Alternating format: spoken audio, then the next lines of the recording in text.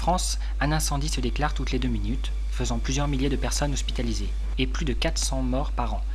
Il s'agit de la deuxième cause de mortalité accidentelle chez les enfants. Il existe pourtant des moyens simples et très efficaces de prévention pour en limiter les conséquences, comme de la vigilance et des bonnes habitudes, des installations entretenues et vérifiées périodiquement ou des détecteurs de fumée. Contrairement aux idées reçues, ce sont les fumées qui sont dangereuses, car elles sont toxiques et peuvent tuer en quelques secondes. Elles sont également chaudes, elles peuvent atteindre 600 degrés voire plus dans certaines conditions. Elles sont mobiles, elles se déplacent dans toutes les pièces, et enfin elles sont opaques et inflammables. On estime qu'au bout d'1 minute, il faut un verre d'eau pour éteindre un incendie. Au bout de 2 minutes, un seau d'eau. Enfin, au bout de 5 minutes, il faut une citerne d'eau, d'où l'importance de détecter de façon précoce les incendies grâce aux détecteurs de fumée.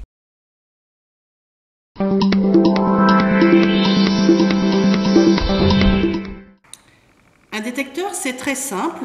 Donc c'est composé de 2 parties. Cette partie qui va servir de support qu'on va mettre au plafond. Et puis cette partie à l'intérieur qui est composée donc d'une pile 9 volts qui est vendue avec l'appareil, qui en fait va créer un petit faisceau électrique à l'intérieur.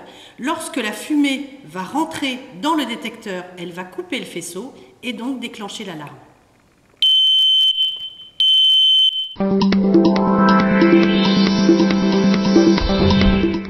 Dans tous les magasins de bricolage, les supermarchés, les hypermarchés, je pense que là, il sera de plus en plus présent dans l'ensemble des magasins. Simplement, il va falloir que tu vérifies quelques petites mentions qui sont extrêmement importantes. Là, tu vois que tu as 2 mentions, CE et NF. En fait, CE, ça n'est pas une marque de qualité, c'est simplement un marquage que le fabricant va apposer sur son détecteur pour dire qu'il est en conformité avec la législation européenne.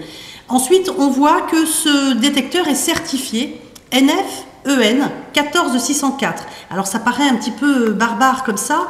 L'EN 14604, c'est la norme européenne. Et par contre, là, on a un gage de qualité supplémentaire parce qu'il est certifié.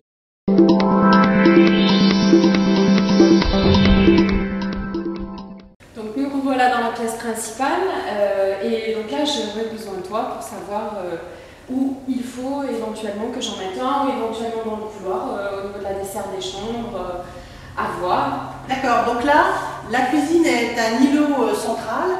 Donc ce qu'il faut voir, c'est que lorsque tu vas faire un petit peu de cuisine et qu'il y aura de la vapeur, tu vas déclencher assez souvent ton détecteur. Donc pour éviter ça, on va essayer en fait de mettre ton détecteur un petit peu loin de cette source de cuisine. Les portes vont desservir les chambres, donc la meilleure solution c'est de le mettre ici. D'accord. Hein, vraiment au plein milieu de ton couloir, juste à cet endroit-là, ce qui va permettre d'être alerté très rapidement s'il se passe quelque chose du côté de la pièce principale.